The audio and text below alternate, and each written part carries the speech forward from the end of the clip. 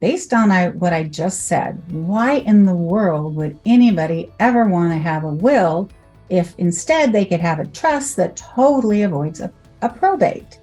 It's a great question. It depends on what your situation is. In Washington State and in Idaho, our probate procedures are pretty simple, though you do have to follow all the steps and dot the I's and cross the T's. Typically, that means an attorney has to be involved.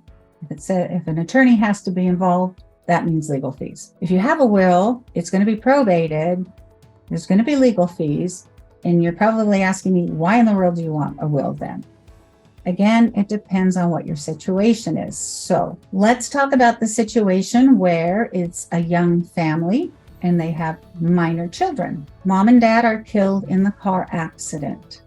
What's going to happen to the minor children? Who's going to be their guardian?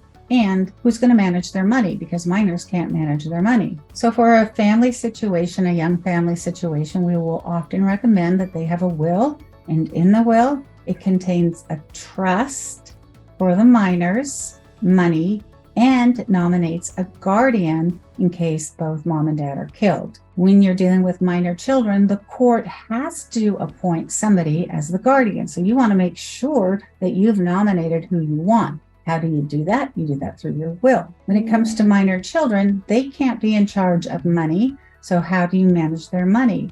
You create a trust within your will to receive your children's money, and you appoint a trustee, somebody to manage the money. One of the reasons that people get confused, because when we're talking about a will versus a trust, I just combine the two. And I said, your will contains a trust. So when a will has inside of it a trust, that's called a testamentary or a testamentary, whatever your preference is, trust. It means the trust is in the will, which means that the trust won't be created until the will takes effect.